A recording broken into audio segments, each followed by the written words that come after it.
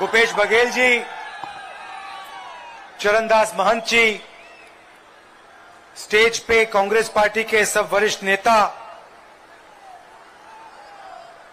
हमारे प्यारे कार्यकर्ता, भाइयों और बहनों, प्रेस के हमारे मित्रों, आप सबका यहां बहुत बहुत स्वागत। गर्मी में आप यहां बात सुनने आए, इसके लिए दिल से बहुत बहुत धन्यवाद। आज हम बात करेंगे छत्तीसगढ़ में जो इलेक्शन का माहौल है। अभी आने वाले समय में इलेक्शन है, तो उसी को प्रचार करने के लिए राहुल गांधी छत्तीसगढ़ आए हैं। तो उन्होंने क्या क्या ऐसा जनता को लुभाने के लिए बातें कही है और क्या क्या अपने भाषण में कहा है, उसी पर बात करेंगे। आगे देखिए आप वीडियो, मजा आएगा। क्योंकि राहुल गांधी का वीडियो देखना जरूरी हो जाता है, क्योंकि लाइफ में बहुत ज़्यादा टेंशन है, स्ट्रेस है। तो आप इनकी वीडियो देखिए तो आप मंत्र मुग्ध हो जाएंगे। इसी के लिए आप वीडियो देखिए और क्या क्या छत्तीसगढ़ की जनता को चूरन दिया गया है फ्री वाला, उसी के बारे में बात करेंगे। ये वीडियो में देखिए। भैया आप मीडिया वाले थोड़े नीचे बैठ जाइए।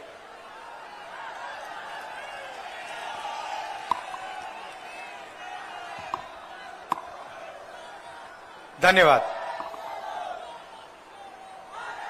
यहां पे ये सामने खड़े हो जाते हैं और फिर टीवी पे हमारी मीटिंग कभी नहीं दिखाएंगे, सिर्फ मोदी जी के दिखाएंगे।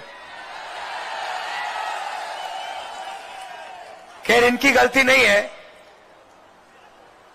ये तो सिर्फ कैमरा चलाते हैं, छोटे रिपोर्टर हैं।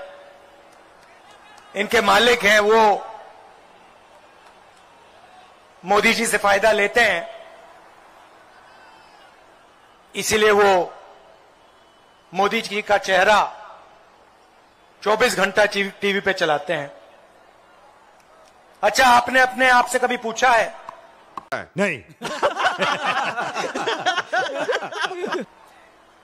कि टीवी पे 24 घंटा नरेंद्र मोदी जी दिखाई देते हैं और कांग्रेस पार्टी के नेता टीवी पे कभी नहीं दिखते? आपने कभी पूछा अपने आप से ये होता क्यों है? मैं आपको बताऊं, क्योंकि टीवी के मालिक किसान नहीं है, मजदूर नहीं है। अगर टीवी वाले मालिक किसान और मजदूर होते तो 24 घंटा कांग्रेस पार्टी के लोगों के चेहरे उस पे दिखते। मगर टीवी के मालिक अदानी जी हैं, पूरा का पूरा फायदा नरेंद्र मोदी जी अदानी जी को देते हैं, तो टीवी वाले इसलिए हमारी मीटिंग नहीं दिखाते। अब एक जन प्रधानमंत्री है, वो 24 घंटे टीवी वाले टीवी में उसी को दिखा रहे बोलते हैं। अब इसको हर चीज से शिकायत रहता है। ये और पाकिस्तान प्लेयर में कोई फर्क नहीं है, क्योंकि वो हारने के बाद कुछ भी बहाना देते हैं, तो ये भी अपने आप को सही बताने के लिए कुछ भी बहाना देते रहता है। जैसे मीडिया में नहीं दिखा रहे, मुझे मीडिया में नहीं दिखा रहा। अरे काहे नहीं दिखा रहे भैया, सबको, तेरा तो हर चीज चल रहा है मीडिया में, टीवी में। तुम सोच रहे हो कि तुम्हें 24 घंटा चलाते रहे, तो फिर ऐसा तो नहीं हो सकता ना। बाकी दूसरे मुद्दे भी है जिस पर बात करी जानी चाहिए, बात की जानी चाहिए। अब तुम ही ऐसा कुछ कार्य नहीं कर रहे हो जिसको एकदम ज्यादा हाईलाइट करके बताया जाए, तो तुम मुंह फुला के बोल रहे हो कि मीडिया सिर्फ मोदी जी को दिखाता है, हमें नहीं दिखाता है। मतलब ऐसा तो होता ही है ना कि मतलब मीडिया के ऊपर सरकार का कंट्रोल रहता है, तो उस समय फिर जिस समय तुम्हारी सरकार रही होगी उस समय तुम मीडिया का कंट्रोल करते होगे। तो अभी इस समय ये पावर में है तो ये कंट्रोल कर रहे हैं। अगर ऐसा होता नहीं तो फिर ये बोलने की जरूरत भी नहीं है। मतलब तुम्हें नहीं दिखा रहे तो वो बिक गया वो इंसान। अगर तुम्हारे बारे में कोई बात नहीं कर रहा तो वो बिक गया इंसान। अगर कोई वोटर तुम्हें वोट नहीं कर रहा तो वो बिक गया इंसान। ये तो बड़ी मूर्खता वाली बात करते हो यार तुम। मतलब कोई मेरे बारे में बात नहीं कर रहा तो वो बिकाऊ है, अगर कोई बीजेपी को वोट दे रहा है तो वो बिक गया है। मतलब जो मुझे नहीं पसंद करता वो सब बीजेपी के समर्थक हो जाते हैं। ये तुम्हारा सोचना है ना, सारी दुनिया ऐसा नहीं सोचती। तुम सोचते हो कि तुम्हारे बारे में कोई बात नहीं कर रहा तो मतलब वो जीने योग्य नहीं है, या तो वो घूसखोर है, या तो क्योंकि तुम राजस्थान में पढ़े बच्चे हो ना, क्योंकि तुमको एकदम केंद्र में रहने की आदत रही है। लेकिन अब केंद्र से दूर हो तो अब तो कुछ ना कुछ बकैती करनी है, तो कर रहे हो तुम। भाइयों और बहनों, दो तरीके की सरकार होती है। लोग आपसे कहेंगे अलग अलग तरीके की सरकार होती है। नहीं, सिर्फ दो तरीके की सरकार होती है। अब मैंने 20 साल राजनीति में काट लिए हैं, दो ही तरीके की होती है। एक सरकार होती है जो देश और प्रदेश के सबसे अमीर लोगों के लिए काम करती है, और दूसरी सरकार होती है जो देश या प्रदेश के किसानों, मजदूरों, छोटे व्यापारियों, युवाओं, बेरोजगार युवाओं के लिए काम करती है। और तीसरी सरकार होती नहीं। अब आपने निर्णय लेना है कि आप कौन सी सरकार चाहते हो। आपके पास, आपके सामने चुनाव है, आपने निर्णय लेना है। कमल का बटन दबाओगे, अदानी जी की सरकार बनेगी, खदान चली जाएगी, सही दाम नहीं मिलेगा, एयरपोर्ट, पोर्ट सब उठा के ले जाएंगे, आपकी जमीन छीन के ले जाएंगे। या फिर कांग्रेस पार्टी का बटन दबाओ, और जैसे ही आपने बटन दबाया वैसे ही किसानों का, मजदूरों का, छोटे व्यापारियों का काम शुरू हो जाएगा। और कांग्रेस को बटन दबाते हो, कांग्रेस को, तो गरीबों की सरकार बनेगी, मजदूरों की सरकार बनेगी, गरीब किसानों की सरकार बनेगी, इस प्रकार की बात कर रहे हैं। और अगले दिन से काम शुरू छोटे उद्योगपतियों का, इस प्रकार की बात कर रहे हैं। मतलब इतने साल से तुम्हारी सरकार रही तो लोग आज भी गरीब है, तो इसमें किसका दोष है? तुम तो गरीब को आगे बढ़ाना ही नहीं चाहते ना, क्योंकि गरीब आगे बढ़ जाएगा तो तुम चुनावी रैलियों में किसको चूरन दोगे? गरीबों का किसको मतलब चूरन बांटोगे कि हमें जिताओ और हमसे पैसा ले लो, हम ये चीज माफ कर देंगे, हम वो चीज माफ कर देंगे, तो किसको लुभाओगे तुम? तो तुम तो चाहते ही नहीं कि लोग गरीबी रेखा से ऊपर आए। तुमको इसी में फायदा है ना कि लोग गरीब रहे, तभी तुम फिर अगले बार 5 साल के बाद आओगे, फिर तुम लोगों को चूरन दोगे कि गरीबी को इतना पैसा दे दिया जाएगा, उतना पैसा दे दिया जाएगा। लेकिन गरीबों को सशक्त करने की बात नहीं करोगे तुम, गरीबों को गरीबी रेखा से वो निकालने की बात नहीं करोगे तुम। जो प्रधानमंत्री आवास दिया जा रहा था छत्तीसगढ़ में, तो वो भी नहीं दिया जा रहा था, और तुम फिर बोलोगे मैं गरीबों के लिए कार्य करता हूं। जो गरीबों के लिए सही में कार्य था, तुम तो उसको रोक रहे हो, और तुम बोल रहे हो कि गरीबों की सरकार है ये, और सिर्फ ये बात करोगे कि ये बिजली बिल माफ कर देंगे, कर्जा माफ कर देंगे, मजदूरों को 10,000 रुपए दे देंगे, इस प्रकार की बातें करोगे तुम, मुफ्त का चूरन बांटोगे।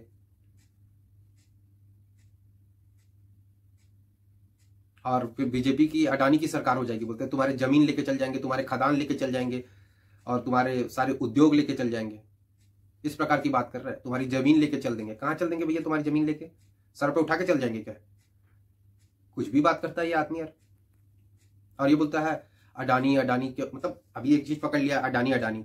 तो ये हमें समझ नहीं आ रहा कि जहां जहां कांग्रेस की सरकार है वहां अडानी को फिर प्रोजेक्ट क्यों दिया गया है? जब अडानी इतना ही मतलब वो है, तो उसको फिर प्रोजेक्ट क्यों दिया जा रहा है? छत्तीसगढ़ में 25,000 करोड़ का, राजस्थान में 60,000 करोड़ का, ऐसे ऐसे कांग्रेस शासित राज्य में तुम अडानी को कार्य दे रहे हो, लेकिन फिर अडानी को बोल रहे हो कि बढ़ कैसे रहा है? अरे तुम ही काम दे रहे हो तभी तो बढ़ रहा है वो। पूरे इंडिया में 22 राज्यों में उसका काम चल रहा है, तो वो बढ़ेगा नहीं तो क्या बैठे रहेगा क्या एक जगह पे? लेकिन तुम बोलोगे कि मोदी इसी को कार्य दे रहा है, इस प्रकार की बात करोगे तुम भी तो उसी को दे रहे हो कार्य, प्रोजेक्ट उसी को दे रहे हो ना। तो मैं कर रहा हूं तो ठीक है, लेकिन दूसरा अगर वही कार्य कर रहा है तो वो गलत है। हमारे देश में लड़ाई इसी चीज की है, सब गरीबों की मदद करना चाहते हैं, लेकिन कर कोई नहीं रहा है। सब गरीबों की मदद कर रहे हैं कि अबे तेरे को नहीं आता, मैं अच्छे से करता हूं गरीबों की मदद, मैं करता हूं, इस प्रकार की बातें चलती है हमारे देश में। इतना गरीब के बारे में सोच रहे, अगर इतना ही सोचते तो आज तक गरीब गरीब नहीं रहते। ये गरीब फोकट में गरीब की चिंता करके सिर्फ सत्ता में आना चाहते हैं, गरीबों का कोई उद्धार नहीं करना चाहता। सिर्फ फ्री का चूरन बांटो और आ जाओ सत्ता में, और बड़ी बड़ी बात करते रहो और अडानी को कार्य देते रहो। अब जनता को उतना नहीं पता रहता ना कि अडानी को गाली दे रहा है तो अडानी को सिर्फ मोहरा बनाकर मोदी के ऊपर अटैक कर रहा है। लोग उतना जानते नहीं है कि कहाँ प्रोजेक्ट मिला होगा अडानी को, कहाँ कोल का ठेका मिला होगा, प्रोजेक्ट मिला होगा। तो ये आके कहीं भी बकैती कर देता है। अडानी से लगता है इसको फंडिंग नहीं हो रही है, वरना ये अडानी के बारे में नहीं बोलता। वैसे हर राजनेताओं को जो ऐसा पॉलिटिकल पार्टी रहती है उसको ऐसे बड़ी बड़ी कंपनी के द्वारा प्रोजेक्ट दिया जाता है, पैसा दिया, फंड किया जाता है। ऐसा नहीं है कि नहीं दिया जाता पैसा, हर ऐसे पॉलिटिकल पार्टी को पैसा दिया जाता है, फंडिंग की जाती है। क्या तुम्हें अडानी का पैसा फंड नहीं मिल रहा था, इसलिए तुम अडानी अडानी कर रहे हो?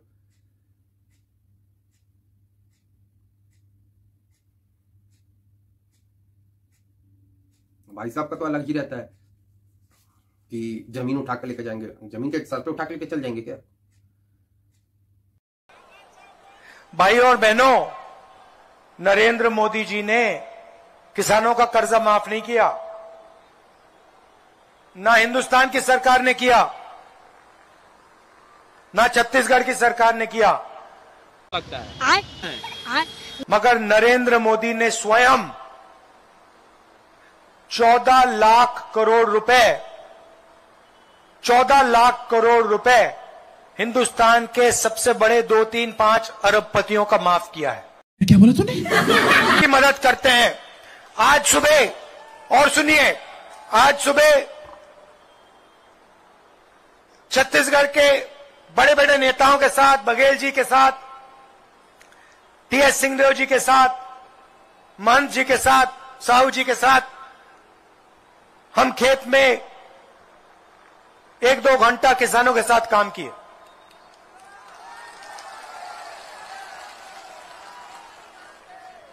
धान काटा और फिर किसानों से हमने बात की, मजदूरों से बात की। 20 अभी 2 घंटा पहले खेत में काम किया बोलते हैं, वो सुबह सुबह आए तो किसान के साथ 2 घंटा काम किया बोलते हैं, धान काटा बोलते वहां।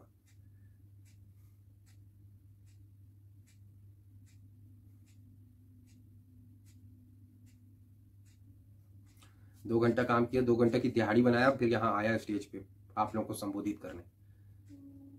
समझे कितना मेहनत करता है ये नेता, आप लोग उसको बेचारे को हल्के में ले रहे हो। छत्तीसगढ़ में कितना क्राइम बढ़ गया नहीं देख रहे, कितना लूटपाट बढ़ गया वो सब नहीं दिख रहा लोगों को। फ्री का चूरन दे दो और तो जीत जाओ। और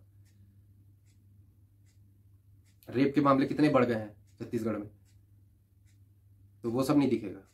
बस आएंगे मुंह से बोल देंगे मैं महिलाओं के लिए कार्य करना चाहता हूं, महिलाओं को इतना पैसा देना चाहता हूं, ये देना चाहता हूं, वो देना चाहता हूं। नियत ही नहीं थी ना तुम्हारी कार्य करने के लिए।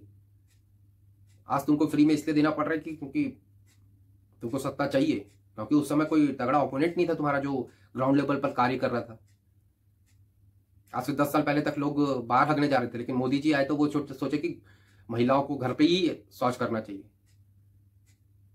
नहीं तो अंधेरा होने का वेट करते रहते थे वो।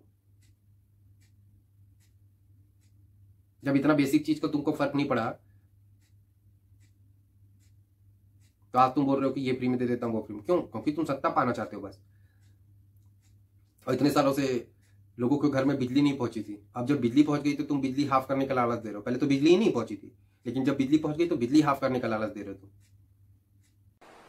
अगर मोदी जी ओबीसी के लिए काम करते हैं, और ये सवाल मैं सिर्फ छत्तीसगढ़ नहीं, मैं पूरे देश के ओबीसी युवाओं से पूछ रहा हूं, देश के हर ओबीसी युवा से पूछ रहा हूं, क्योंकि ये चोरी आपके जेब से होती है। मैं आपसे पूछ रहा हूं, अगर मोदी जी सचमुच में ओबीसी की मदद करते हैं तो फिर वो जाति जनगणना से क्यों डरते हैं?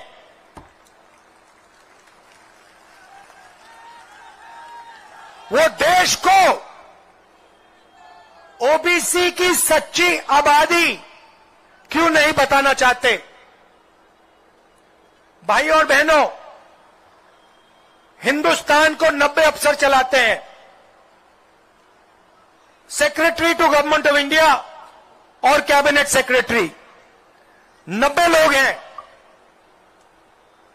ये लोग हिंदुस्तान के बजट के सारे निर्णय लेते हैं। मनरेगा में कितना पैसा जाएगा, शिक्षा में कितना पैसा जाएगा, आदिवासियों को क्या मिलेगा, ट्रेनिंग में कितना पैसा जाएगा, स्वास्थ्य में कितना पैसा जाएगा, ये सारे का सारा ये 90 लोग निर्णय लेते हैं। इनको हम secretary to government of India कहते हैं, आईएएस के अफसर हैं। ये लोग लाखों करोड़ रुपए के निर्णय लेते हैं। बजट में कोई भी डिसीजन हो, ये 90 लोग लेते हैं। नरेंद्र मोदी जी ओबीसी की भागीदारी की बात करते हैं। मैं आज इस मीटिंग में ओबीसी, दलित, आदिवासी युवाओं से पूछना चाहता हूं, इन 90 अफसरों में से जो हिंदुस्तान के बजट पर पूरे सारे निर्णय लेते हैं, इन अफसरों में से ओबीसी कितने, दलित कितने, आदिवासी कितने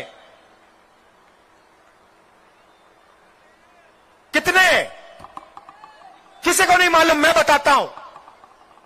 सबसे पहले दूसरा सवाल, राक्षस हो तुम लोग।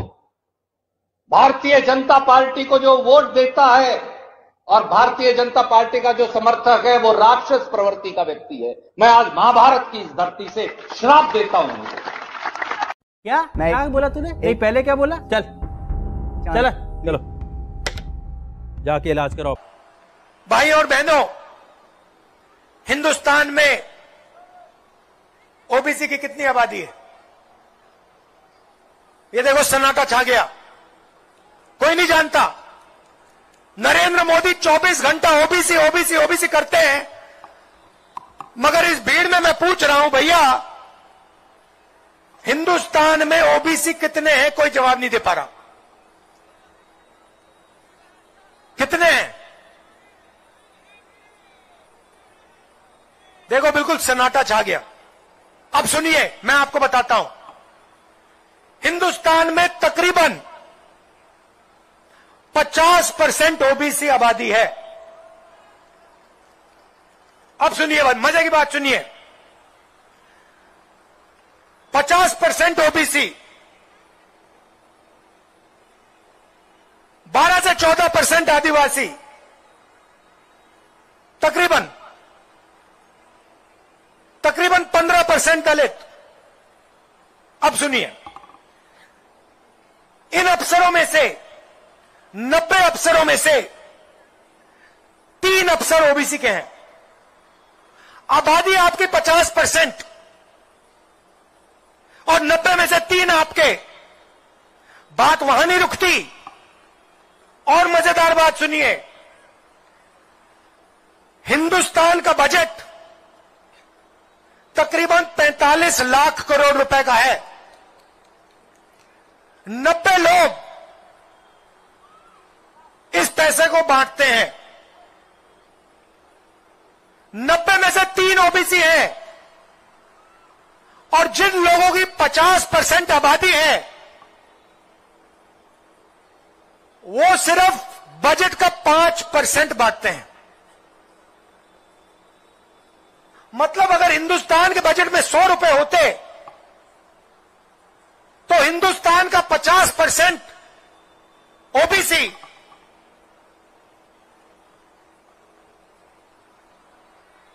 ₹5 का निर्णय लेता। और फिर नरेंद्र मोदी कहते हैं कि ओबीसी की सरकार चल रही है। कहां ओबीसी की सरकार चल रही है? चलिए आदिवासियों की बात करते हैं। इनमें से 3 अफसर आदिवासी हैं। बड़ी बड़ी मिनिस्ट्री नहीं कंट्रोल करते, कोने में बैठा रखे हैं छोटे मंत्रालय में। और निर्णय कितना लेते मैं आपको बताता हूं। अगर हिंदुस्तान का बजट 100 रुपए होता, तो आदिवासी अफसर 10 पैसे का निर्णय लेते हैं। सेंसस के ऊपर भी बात किया कि ओबीसी के इतने % है, एसटी एससी के इतने % है। मतलब इनका तो वही है ना कि कास्ट सेंसस करो, उसके हिसाब से नियम बनाओ कि ओबीसी की इतनी % आबादी है, तो ओबीसी को लुभाने के लिए कुछ प्लान बनाओ।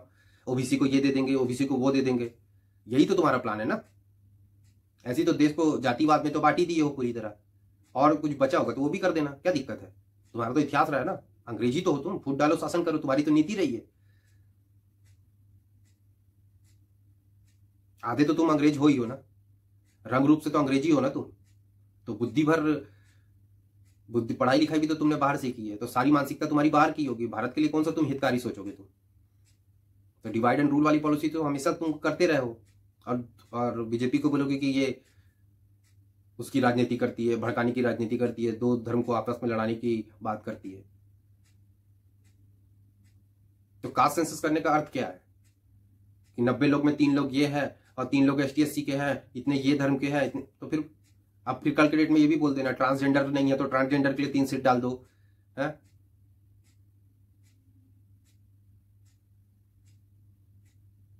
अब वैसे देखे तो हमारे देश में कितने धर्म के लोग रहते हैं, उनके हिसाब से अगर सीट बांटने लगे तो वो सीट ही कम पड़ जाएगा। जितने कितने पंथ है, कितने समुदाय हैं, उनके हिसाब से अगर सीट बांटने लगे तो सीट ही कम पड़ जाएगा ना। तो ये जबरदस्ती का ये आग लगाने वाली बात मत किया करो। अगर उसके पीछे कुछ अच्छी सोच है तो तब किया करो ना। लेकिन जिसका जितनी आबादी उतना हक, उसके हिसाब से प्लानिंग करें। प्लानिंग तुम कुछ नहीं करोगे, तुम ये नीति बनाओगे कि इनको किस प्रकार से लुभाया जाए, इतनी प्रकार की जनसंख्या है तो इसको किस प्रकार से लुभाया जाए। तुम्हारी ये नीति है। फूट डालो, शासन करो। तुमको एक गुच्छा दिख रहा है ना कि इतनी % आबादी इतनी है तो उसके हिसाब से अपन वो बनाएंगे कि प्लान बनाएंगे कि इनको किस प्रकार से लुभाया जाए, OBC का आरक्षण बढ़ा दिया जाए। इस प्रकार से ही बात करोगे, और क्या बात करोगे तुम? और जो जनरल है वो मां चुदाने गया, उसको कोई फर्क नहीं पड़ता।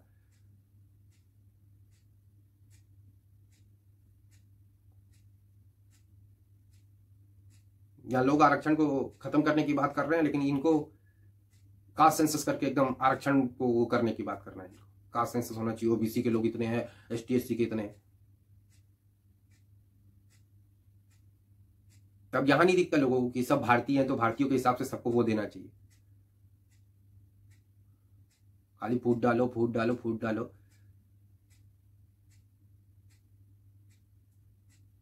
जातियों में भी अभी भेद करना चाहते हैं। ऐसी समाज जातिवाद से जूझ रहा है,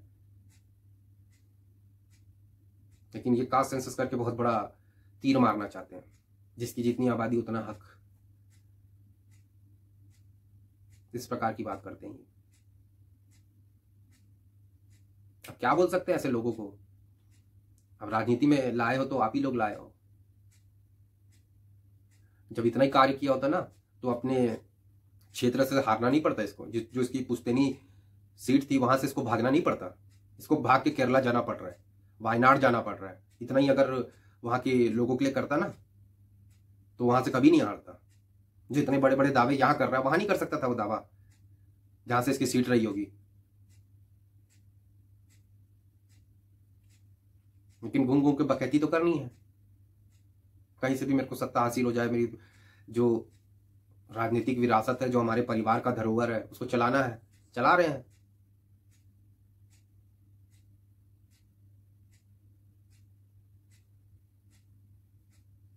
बाकी आप ये सारी बातें से क्या समझते हैं कि इनकी मानसिकता क्या है और ये क्या करना चाहते हैं, कमेंट करके अवश्य बताएं। अगर वीडियो पसंद आए तो वीडियो को लाइक करें, शेयर करें, सब्सक्राइब अवश्य करें। जुड़ने के लिए बहुत बहुत आभार। जय भारत, जय हिंद, जय श्री राम।